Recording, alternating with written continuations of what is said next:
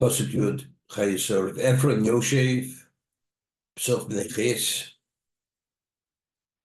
Ephraim is dwelling among the Bnei Cheis. V'yam Ephraim, Achiti es Avraham ba'oznei Bnei Cheis, l'chol boi sharir lemor.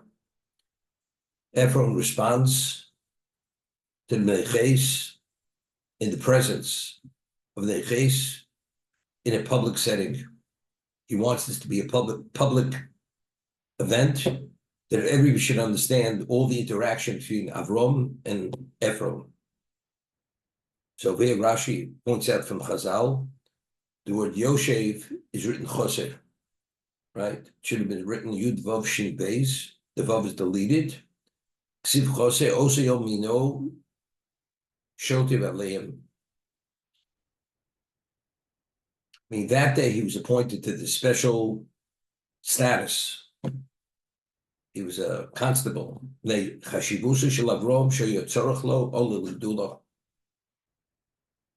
was appointed in an official position that day because it would be inappropriate for Avraham to deal with just an ordinary person. So Hashem had him elevated on that day because it would have been beneath Avram's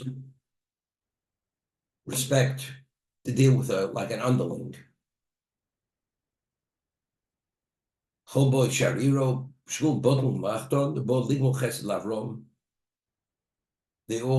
They ceased working to acknowledge, to do chesed to Sarah. They're coming to the funeral.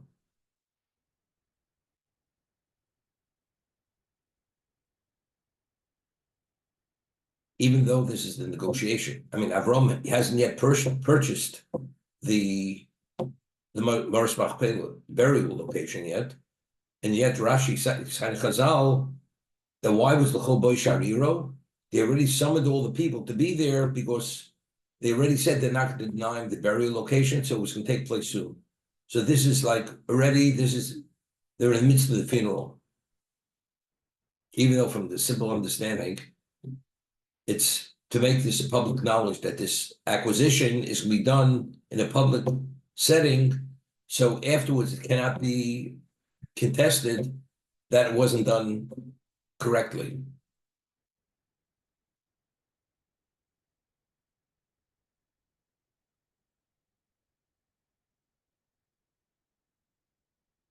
Over here, the Rechaim HaKodesh goes to show how conniving Ephraim was, that the reason why he did it in a public setting and he spoke in these very respectful terms and reverent terms to indicate that really he had no choice. He was forced to sell it. It should be public knowledge that he had no choice. And if he had no choice, later he's able to actually to annul the sale because it was forced upon him. And that's the reason why Avraham is playing his game, that he says, consider it yours. Because the Gemara says, even when we say a person forces somebody into a transaction and he agrees, if he pays market price or even more, it's considered a valid transaction. So Ephraim originally said, consider it yours. And he said this publicly. Everybody should know that I'm put in a position because you're in the Siyah Elokim, I have no choice. I must relinquish it to you. Consider it yours. Avram says, I'm willing to pay full price, beyond full price. Because every detail which Ephraim had actually planned, it should be a basis for the annulment of the transaction. Avram responded, no, I don't want a gift. It's not a gift. He says, consider it already yours. I will pay full for it. And as a result of that, being a public setting, despite him trying to construct the transaction that was under duress and therefore should not, because Avram paid full value, we ruled Tuli V'Zov and Zvini Zvini, that when you're forced into a transaction and you pay full value, it's considered a transaction. It's considered a valid transfer, and therefore it's rightfully Avram's. Okay. So the way the Avraham HaKodesh is learning Cholboy Shariro is he planned it to be in a public setting that everybody should be aware that it was under duress. Because the way the Chazal write it, it's a little difficult. I mean, the transaction hasn't taken yet place. They're first negotiating the grave, and he says they already were vatum to pay the respects. They're coming to the funeral. The funeral hasn't taken place. They first have to locate the burial location. Okay.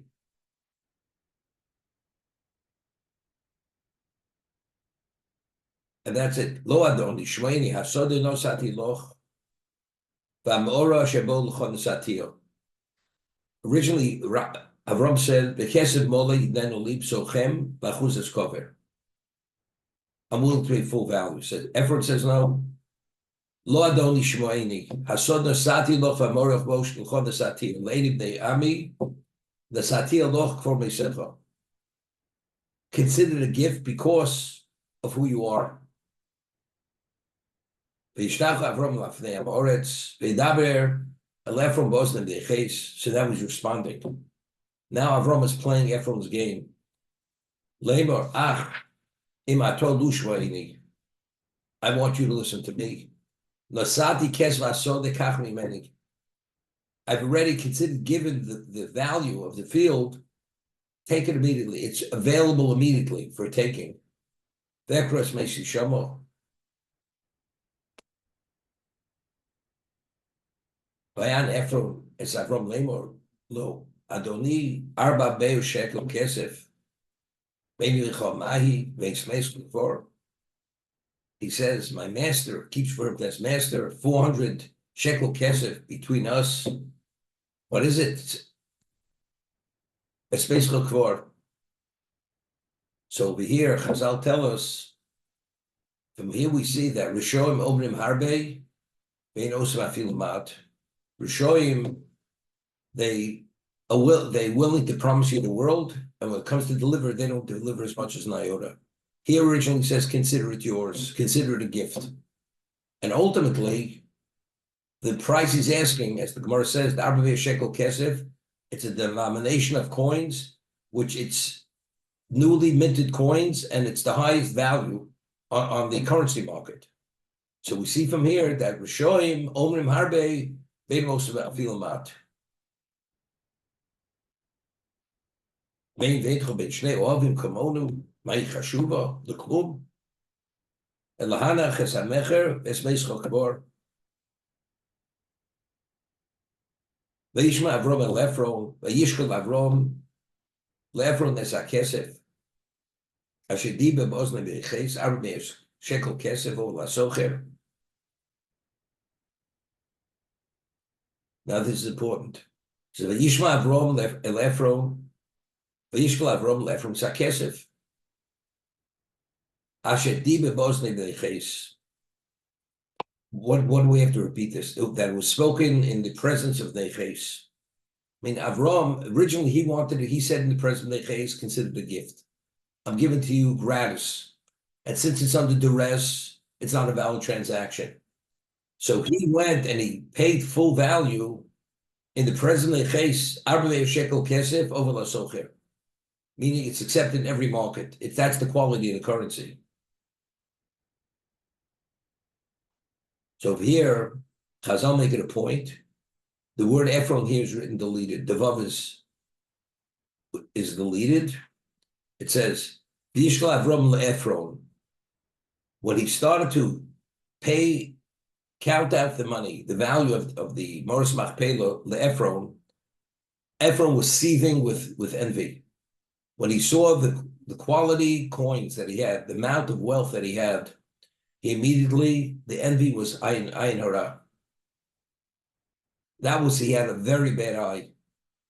His envy caused this ayin hara, because the numerical value of Ephron is ayin hara. Rashi, Ephron chosev fish omar harbe of the field matlu also.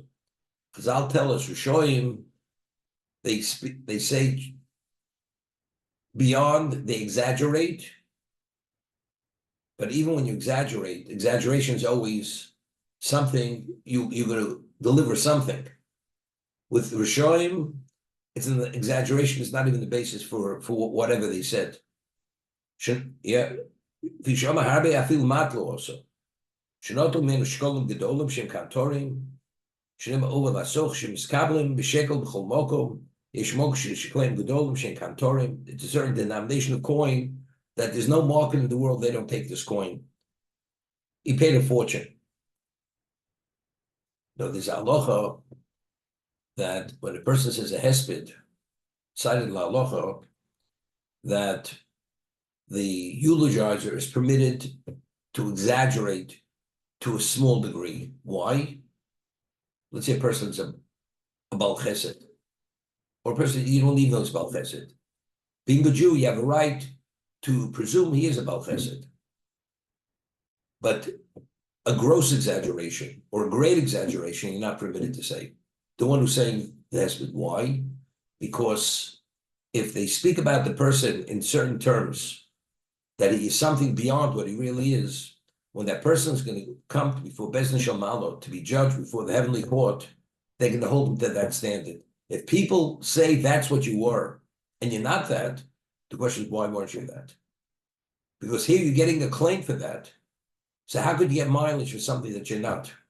So therefore, if a person goes and exaggerates the person's classification, because it causes this detriment to the person who died, the one who says the hesped is held accountable because he's causing the problem for the person, for the deceased. However, what about to slightly say more than people are aware of? You have a right. Why? Because you have a right to say a person is normally humble, he's an onov, and a person doesn't display everything he does. So a slight exaggeration, you have a right to say. But anything more than slight, you shouldn't say, because if you do, then you're held accountable because the person who died is held to that standard. That's what it is. But slight exaggeration or slightly more than he was, you're allowed because he presumed that's what it is. Rishoyim Omrim Harbe Afil Mati Nosim. If he eulogizing a Russia, person's a Russia, whatever he said he did, you can presume he didn't even do an iota. Because Rishoyim, they promise you the world, and they don't even deliver even as much as an iota. So the Russia, let him be accountable for whatever he is. But to speak about him in terms, besides, we say Shem Shem Yirkov. Shlomo says, Zechat Tzadik Livrocho. When you speak about a tzaddik, you have to extol him in the most positive light. A Rasha, Shem Shem Yirkov. A Rasha, you have to speak about him in terms that there should be no trace of his memory, because his representation is something negative. So not only are you saying something which is not relevant to him, because whatever, but even if you know he did that, you don't point that out because that gives value to the Russia. You don't want to put the Russia in any positive light because then he becomes a model that people should follow him, and you don't want to be a model as Yirkov. He should rot, he should decompose. There should be no trace of that person's existence. Well, Yochim stay Ephron Hashem b'machpelo shel Bnei Mamre Hasode v'amora shebo. What is the meaning of the word Vayokom? Literally means it rose. It was elevated. The field of Ephron, which was in the Machpelah, which is Lifnei Mamre, Hasoda, the field, Hamora, the cave, Hashebo v'chol ha'etz, Hashem Hasoder, every tree in that field, Hashem Vulo Soviv. It was elevated. What does it mean it was elevated? La'avrom lamito le'edim Bnei Cheis. As an acquisition to Avraham before the Bnei Cheis, b'chol boi shaviro, with all the members of the community attending in their presence. So Rashi says, Vayokom, Tkuma hoysalo, sheyotza miyad hedjut liyad melech. It had an elevation. It was transferred from the ownership of a commoner to the ownership of the king. What does that mean? What's the Torah telling us? It's a very interesting concept. Gemara tells us that a person who gives food to a tzaddik, to a Talmud Chacham means that's just person has Torah knowledge. As the Gemara says in Yom, it's Tocha Kibaro. Person is an authentic Talmud Chacham, that what he knows, he lives by that. He's an authentic Jew on that special level. It's as if you brought him Bikurim. When you give him that food, it's like you brought Bikurim. And when you give him wine to drink, it's like you poured Nesochim on the Mizbeach. He himself is an entity of Kedusha, so whatever's associated with him, he's like the Mizbeach. He's like the Beis HaMikdash bringing the Bikurim to the Kohen, the Beis HaMikdash. So more Brachos. Kuhevi Bikurim, and Kilu, he brought Nesochim. Avraham Avinu, who's what? Who's the Nasi Elokim, he's recognizing by the Goyim. But his reality was Avraham Avinu is the most beloved human being by Hashem. Avraham Avdi. Avraham is the founding father of what? Who gave meaning to existence. And all existence is only for him. So now that physicality transfers from an ordinary person who has no relevance to Kedusha into the person who is, the objective is only the purpose of creation. What status does that take on? That piece of property. It's Vayokim, it's elevated. It's been transferred from Rishus Hedjo to Rishus Melech. That's what's happening. It's a different reality. We have later the Yetzi Yaakov Beersheva, Shova V'Yel Chorono. Yaakov left Beersheva, he went to Choron. So Rashi brings the famous Chazal. Does it have to tell us that he left?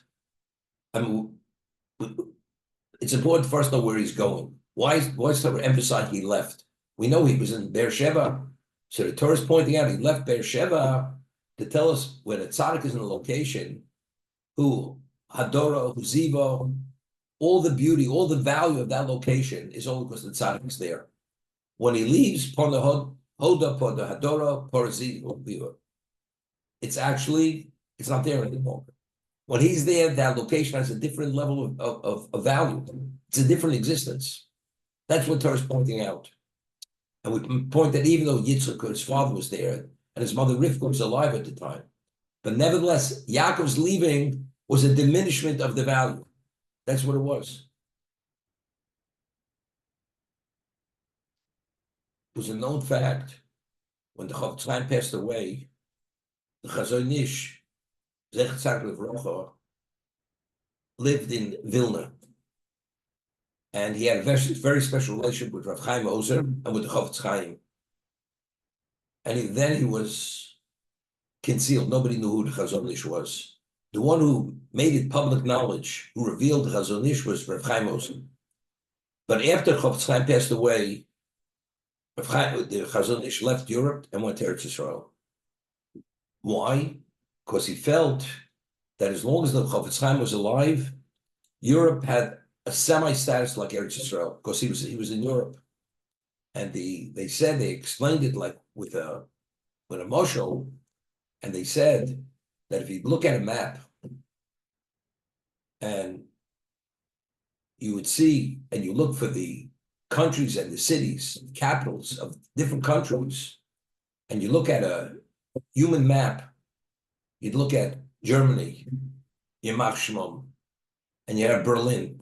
There'd be a round black circle, and in bold letters it would say Berlin. France, you had a round black circle, Paris. England, London. What about Rodden? Rodden with a magnifying glass, you couldn't find it on the map. That's how insignificant it was in the world. The streets were not paved.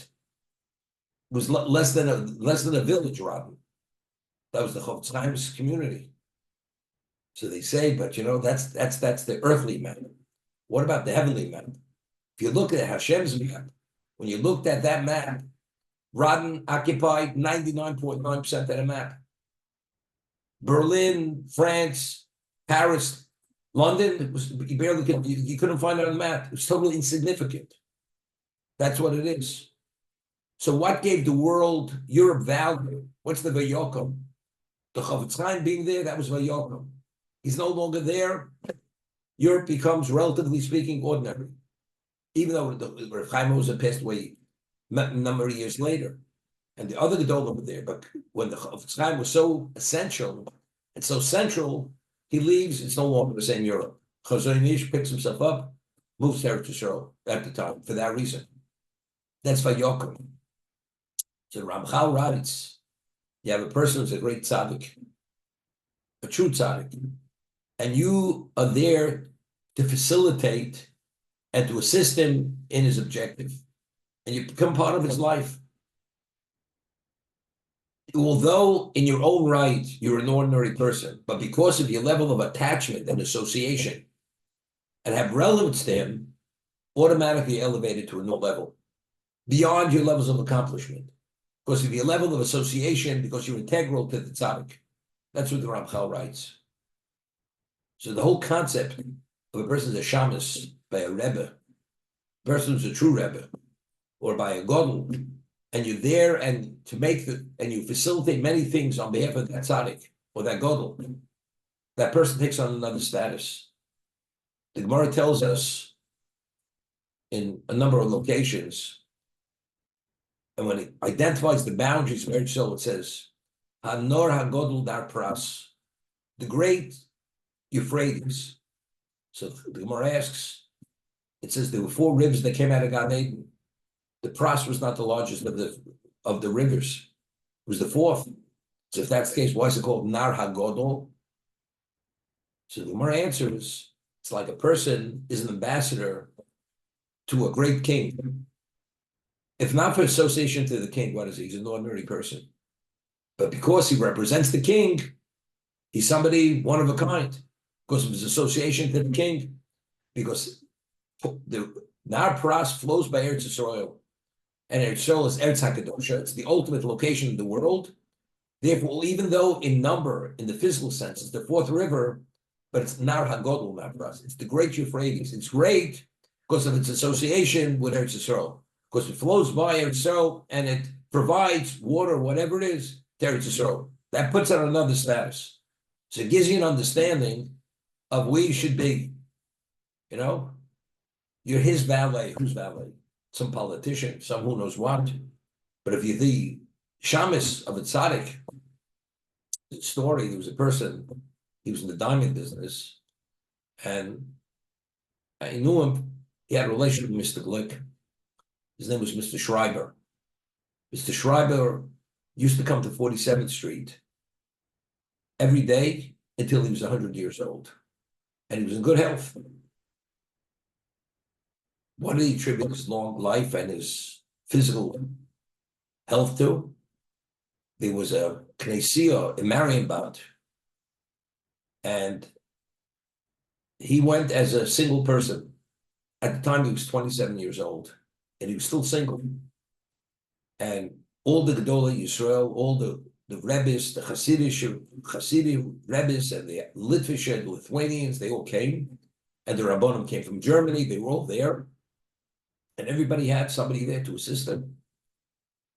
And what was it? They used to have like folding chairs. Somebody would walk alongside the gadol with a folding chair. Whenever he'd want to sit down, he'd open the chair, he'd sit down.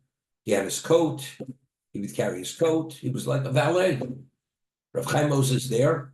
He has nobody to assist him. Nobody. So this person, Mr. Schreiber, goes over and says to Rav Chaim Moses, would you mind if I help you? To be there with you wherever you go. I'll carry the chair. I'll hold your coat. I'll bring you a drink, whatever you want. Rav Chaim Moses said, yes, definitely. And he gave him a bracha. So he attributed that he lived till 100 years old in good health to the bracha that Rav Chaim Moses gave him. Rav Chaim Moses. Rav Chaim Moses was recognized. He was the Rashka Bahag. He's Rosh Hashanah, Kol Bnei Agora, Rav Chaim Moses. That's who he was. He's the one who orchestrated many things right before World War II. All the finances, the money that came to Europe, all the yeshivas, and he directed everyone. So you know what kind of schus that is to be associated and to make and to accommodate that kind of person. This vayokom. You may be an ordinary guy, 27-year-old person, an observant Jew, but now that you're essential to Rav Chaim Ozer to assist him, whatever it is, Yivayokim. So it tells you exactly where you have to put your abilities and who you have to be associated with.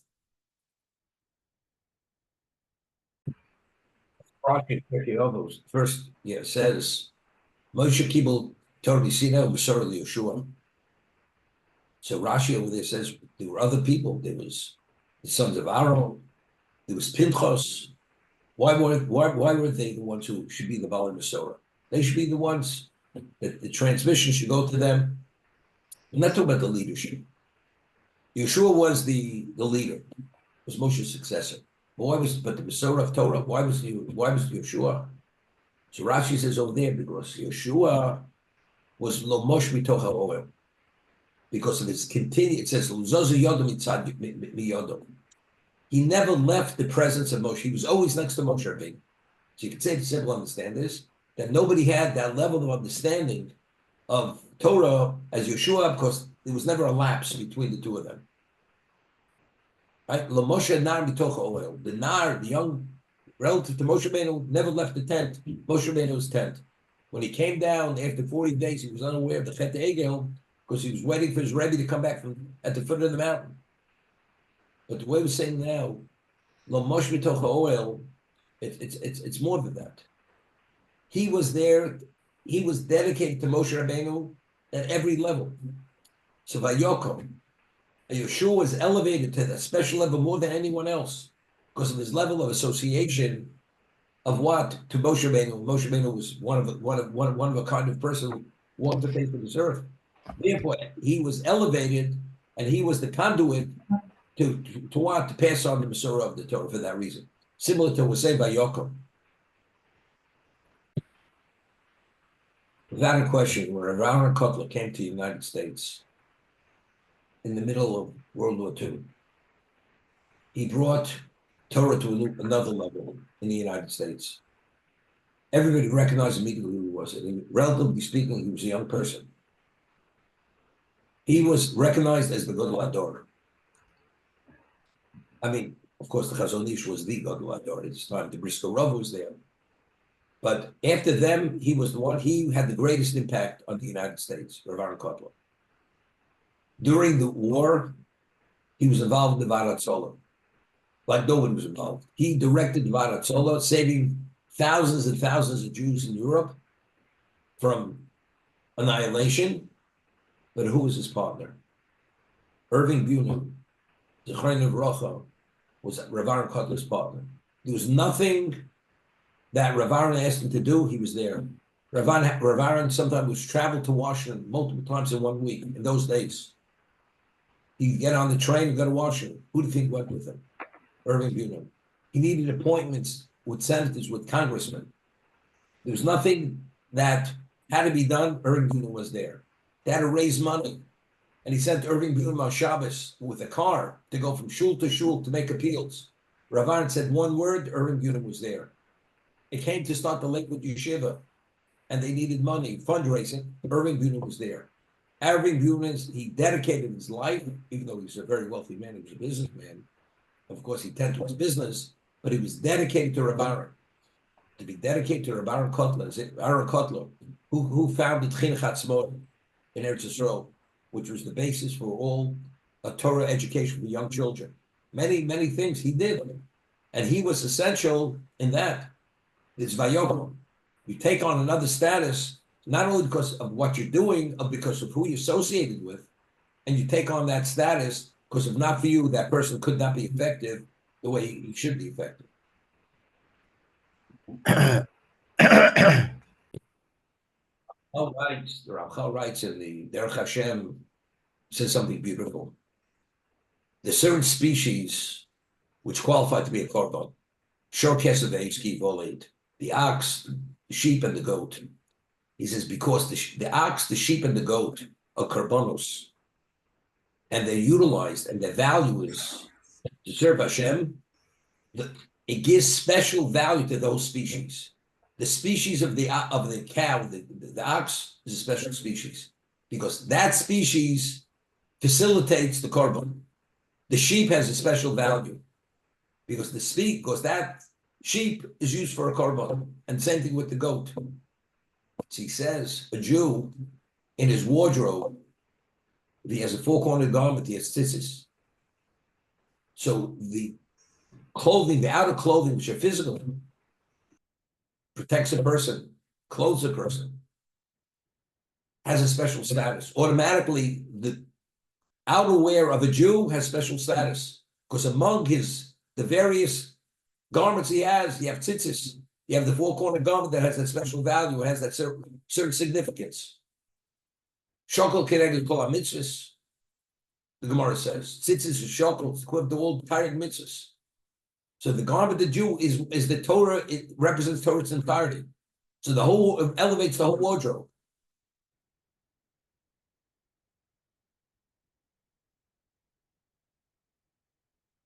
There was a story with the Chofetz Chaim and Rav Shach had a takeaway on this.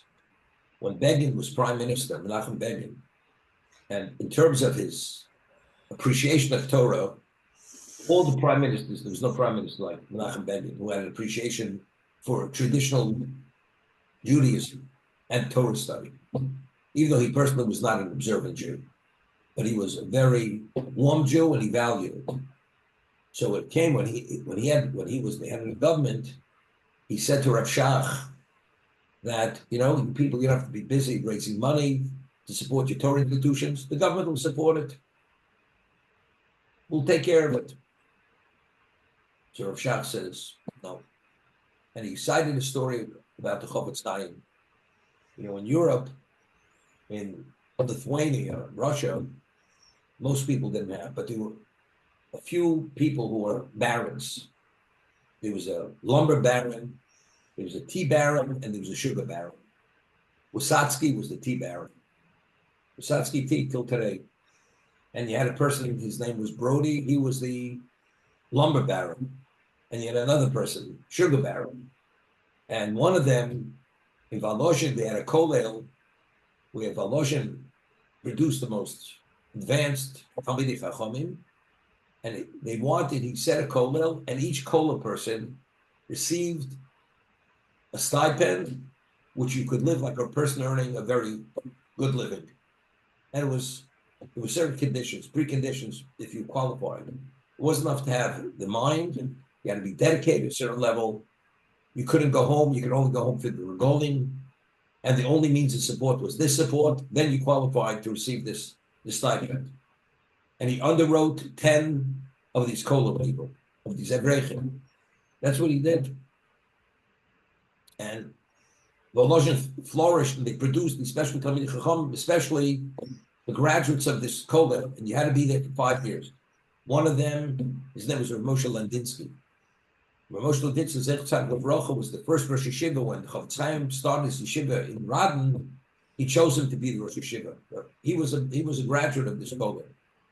So one of these people went, and they went to the Chofetz Chaim. They said, something? In every Jewish home, every woman has a tzedakah box. And before she lights Shabbos candles, she puts money in the tzedakah box. And where did the money go to? They went to support all the yeshivas, even though they put a kopek in it. What's a kopek? But if you add up all the kopeks, whatever it was, it provided some amount of money to support Torah in Europe, even though it was a pittance. So he says, what are these people? They barely put food on the table. And here they take the kopek, they put it in the box, and they use it for the yeshivas. We'll underwrite all the yeshivas. That's what they said to Chofetz Chaim. Chofetz Chaim says no, for 2 reasons. Firstly, what happens if you people have a reversal? You have a reversal. And people are no longer, they're out of the routine of giving tzedakah, even the kopek every week. All of a sudden, there's a crisis. We need money. But people, once you're not giving the kopek every week, it's not easy to give a kopek again. As little as the kopek is, you're not giving the kopek, especially when you have to put food on your table.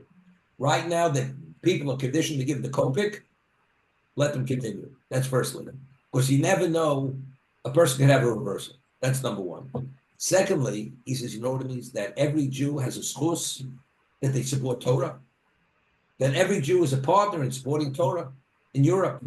Therefore, I will not take the schus away from every Jew, even though it's generous, and you offer something unbelievable, doesn't make a difference. We have no right to take away the schus that every Jew should be a supporter of Torah. So Rav Shach said to Nachum Begin, firstly, your government is not a problem. What happens if you have to change your government? And the policy of the next government is, we're not supporting the yeshivas. We're not supporting Torah education. Once people stop supporting, to get them back in that mode of mindset, they're not back. It's not so easy to get them back. That's number one. Secondly, if we have to raise money from the Jews to support Torah, it's a schus that means all the Jews, whether it's national, global, they're all participating in that. Every Jew has a schus in the Torah that exists in Eretz Yisrael. Not take away the schus from them. That was Rav Shach's response to Menachem Begin. Says it's generous, it's praiseworthy, but for these two reasons, we're not going to change the manner in which Torah is supported in Eretz Yisrael. That's the story. So what is it? So that means every Jew has the Torah in Eretz Yisrael is what? Is connected to every Jew, but you have to have a shus to give even the small amount. Doesn't make a difference. You're a partner.